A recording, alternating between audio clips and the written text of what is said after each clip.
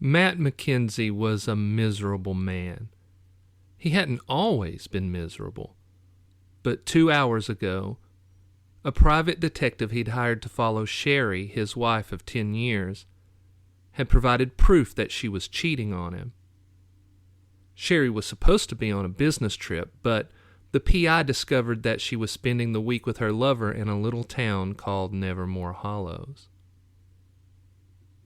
The news and the pictures had hit him like a hammer to the head. Now he was dead inside.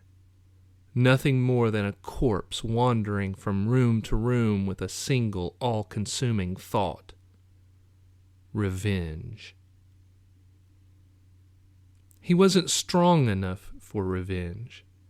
Hell, he wasn't even strong enough to confront her without losing his cool, knowing he'd probably end up crying like a punk-ass baby.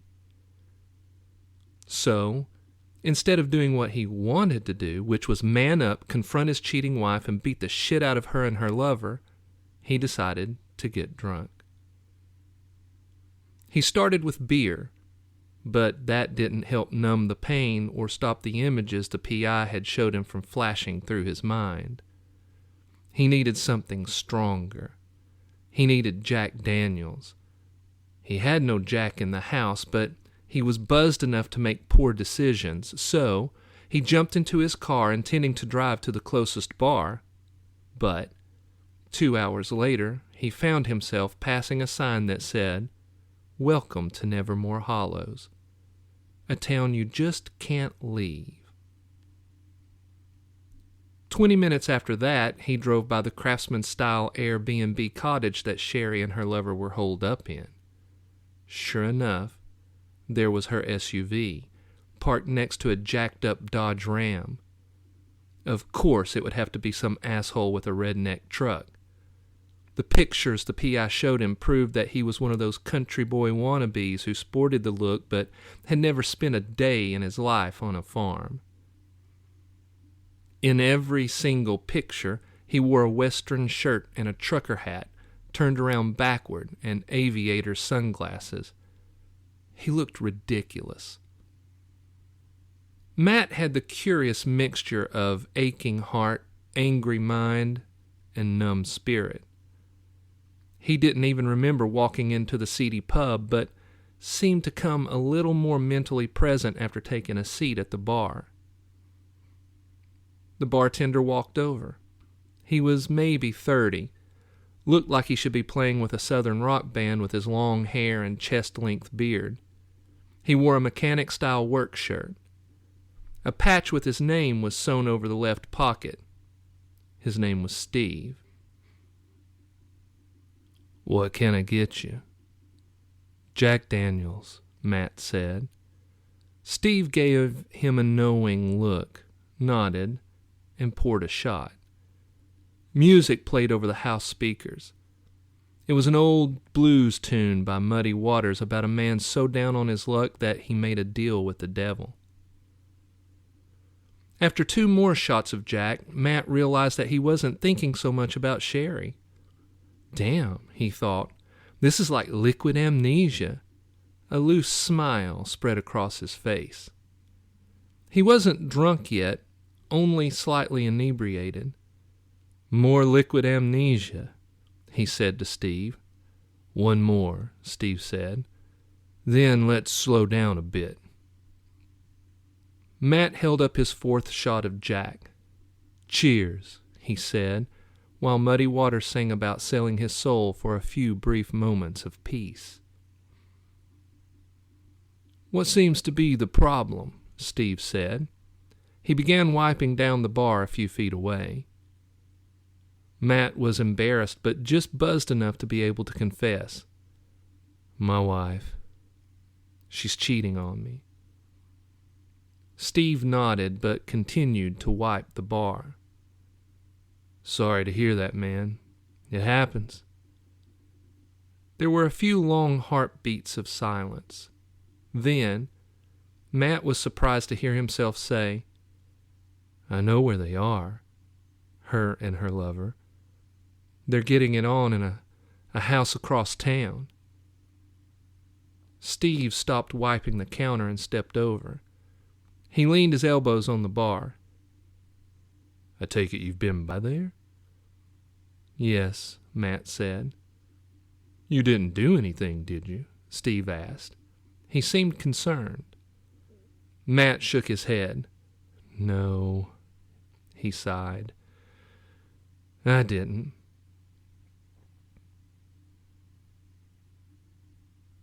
Steve looked thoughtful, as if he wanted to say something but thought better of it. You going to be okay? Matt looked down at the empty shot glass. He realized he was shaking his head. I don't think so. Steve poured a fifth shot. Why not? Matt held up the glass, peered deep into it as if it were a crystal ball, able to give him a glimpse into the future.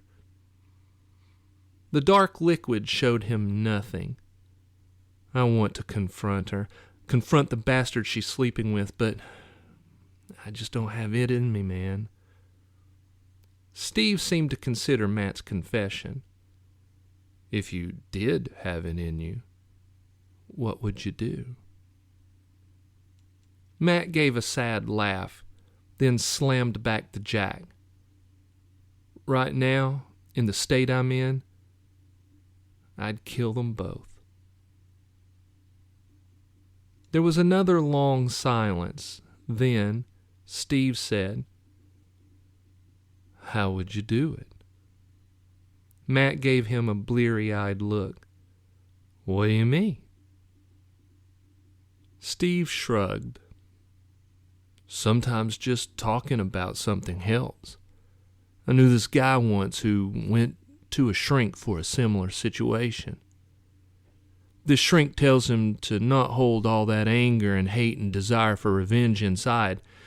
He said to speak about it, even if it's dark, is better than holding it in.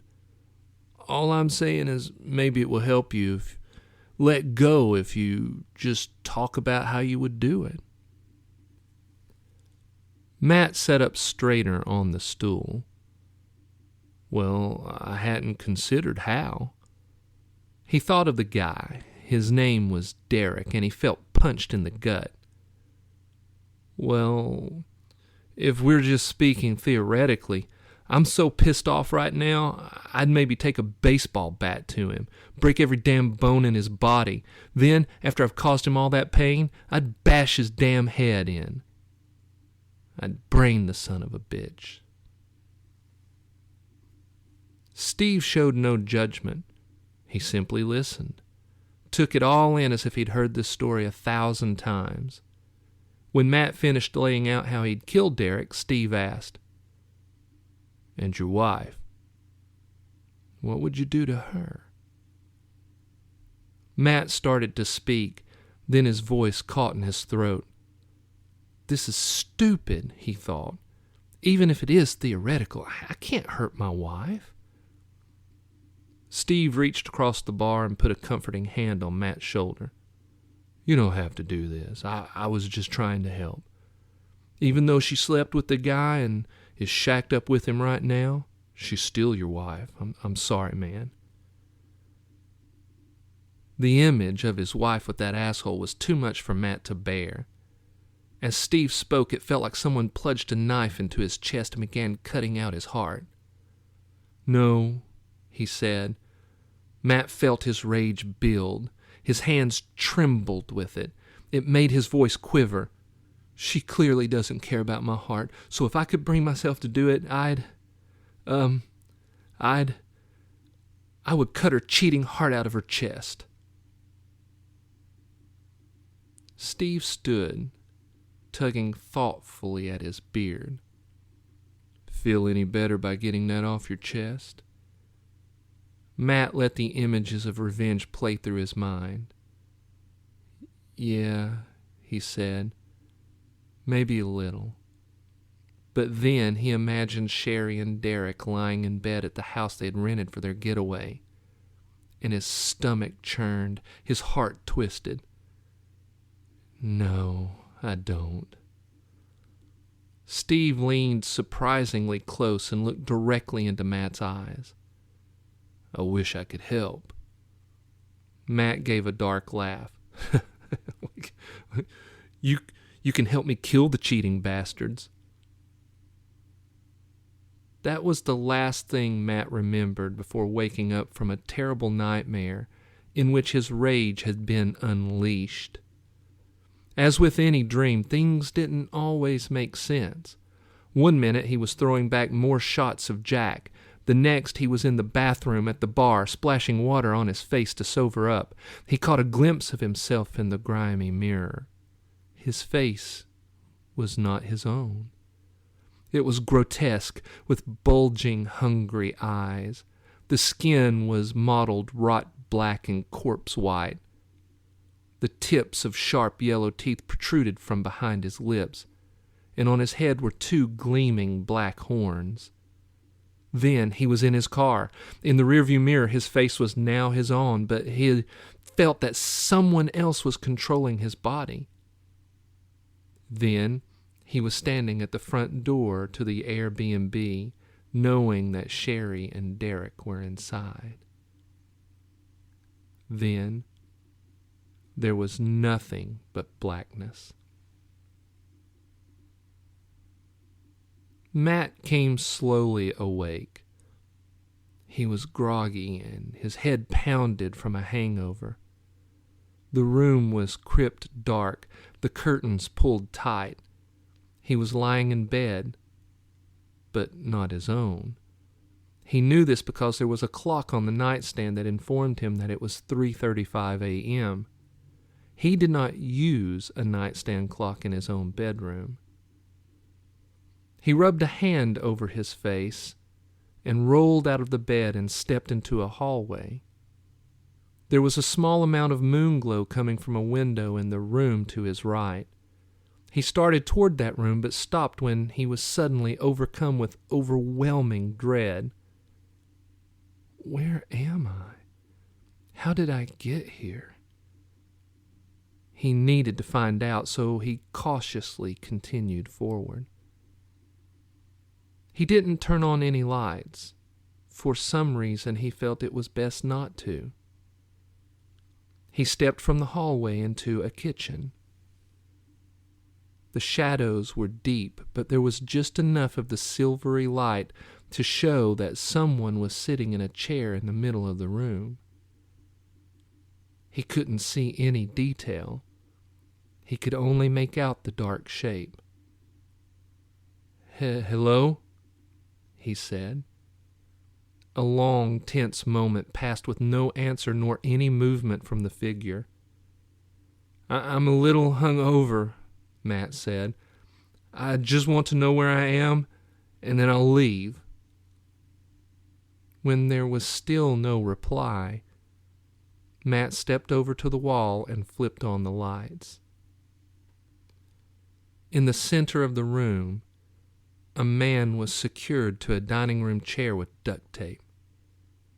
His head was slumped against his chest, and he was covered in blood. "Oh, shit," Matt said. He cautiously walked over and squatted beside the chair for a closer inspection.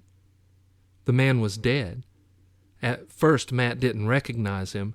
The skull had been so smashed that the face was distorted. But after closer inspection, and with sickening realization, he saw that it was Derek, his wife's lover. Matt reeled back. His mind raced. His heart pounded. He instinctively reached for his phone, which he kept in his back pocket. He was going to call the police. But his phone was smeared with something sticky. He looked at it and saw that it was blood. And for the first time, he realized that he was covered in blood as well. It was on his hands, his shirt, jeans, shoes. He caught his reflection in the window. There was a splatter on his face and bits of gore stuck in his hair. There was no way he could call the police. They would think that he had been the one to kill Derek. Before he called anyone, he needed to understand what happened. He closed the blinds to the kitchen window, dragged another dining room chair in front of Derek, and plopped down. He tried to piece everything together, try to understand how he had gotten here, how he had gotten covered in what was presumably Derek's blood. He nervously fiddled with his phone, ultimately glancing down at the screen and activating the face recognition feature. The lock screen opened, revealing that his camera app was in use. In fact, he could see that someone had made a recording. He tapped on the recording and his blood became icy slush. The angle of the video was such that it was clear that the phone had been propped up on the kitchen counter. What it showed made Matt's stomach lurch as if something serpentine slithered there. In the video, Derek was already taped to the chair. Matt stood over him, a baseball bat in his right hand. Derek was pleading with him, begging for mercy, saying he was sorry for the affair with Sherry. Matt did not remember any of this, and he was profoundly disturbed when on the video he spoke with a voice that was not quite his own.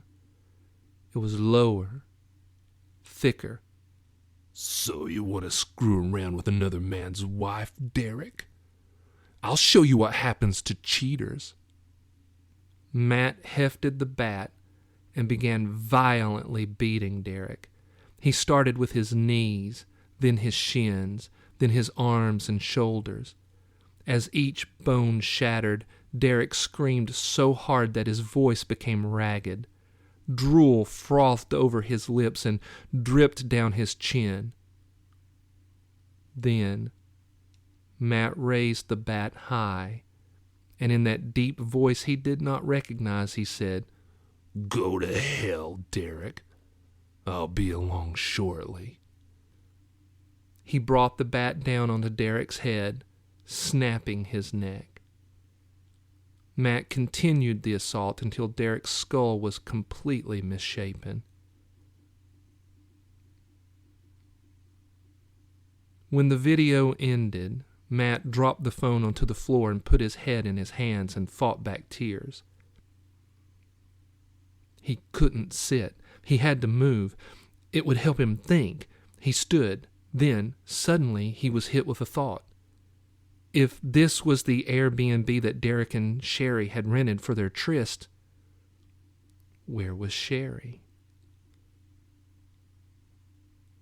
He went through the house, going room to room, looking for her.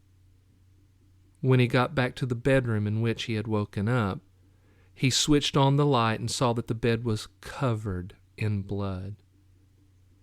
When he had woken, the room had been too dark, and he had been too groggy to notice. But now, he was disgusted at the thought that he had been lying in blood, sickened to realize it was the bed Derek and Sherry had been sharing. Then, he bent over and vomited when he saw that he had been lying next to his dead wife. Her heart had been cut out and lay on a pillow beside her head. He reeled back into the hallway, stumbled to the kitchen, and fell onto the chair in front of Derek. What have I done?" he said aloud. With a choked gurgle, Derek said, "You murdered us." Matt shot up from the chair, his eyes wide in shock. "What? How?" Death had already blackened Derek's face and covered his eyes with milky cataracts. He could not raise his head due to his broken neck, but he cut his eyes up at Matt. In a wet rasp, he said, "We didn't think you had it in you. We thought you were too weak to do anything about it." Matt's sanity stretched to the point of snapping. This can't be real. From behind him, Sherry whispered, "Oh, but it is." Matt jerked around. Sherry had stepped into the kitchen. She was wearing a white baby doll negligee, which was now smeared in blood, and there was a ragged hole in her chest. In her left hand, she held her heart. Matt stumbled back and bumped against the wall. He heard himself mumble, "Please, don't. I don't understand. Get away from me." Derek jerked his shoulders, forcing his head to loll toward Matt so that he could lock his milky eyes onto Matt's. "Something got into you, Matt." Sherry stepped into the kitchen. "You were too weak to keep my heart, Matt. That's why I gave it to Derek." She took 2 menacing steps toward Matt, her hand held out, her heart sitting in her palm. "No," Matt said, sliding against the wall toward the garage door. "No, I didn't do this. I would never have done this."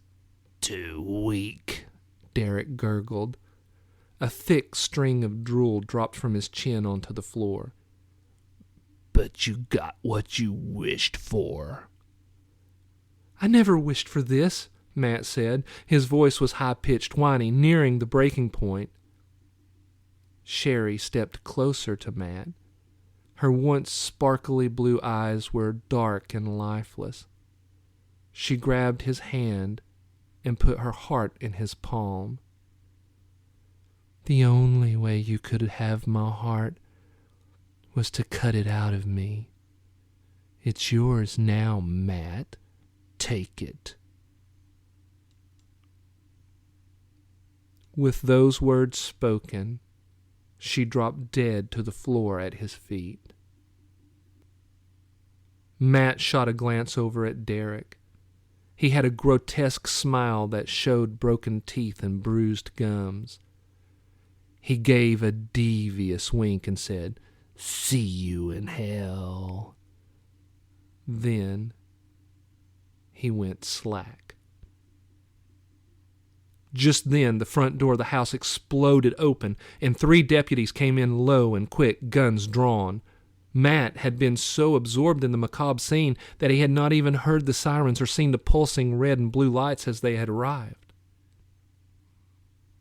2 deputies held him at gunpoint, while the other handcuffed him and escorted him out of the house. He was in a daze, trying to understand all that had happened. He heard one of the deputies speak into his mic and requested that the coroner be sent to the scene. A crowd had formed across the street, eager to see the dark drama unfold. As the deputies opened the back door of one of the cruisers, Matt saw the bartender, Steve, standing in the crowd. He had a smile on his face, and for just the briefest of moments, Matt saw him change into the wrought black and corpse-white beast he had seen in the nightmare mirror. Matt realized on a deep, fundamental level that what Steve had changed into was a demon. Then he understood. He never would have murdered Sherry or Derek or anyone for that matter. But in his weakened emotional state, made worse by the alcohol, he had allowed his darkest wish to be spoken aloud. And it was just his damn luck that it would be to a demon posing as a bartender, looking for souls to destroy. A demon who had possessed him and helped him carry out his deadly wish for revenge. As the cruiser pulled away from the house, Matt watched as Steve tilted his head, just as Derek's had been, and gave a devious wink.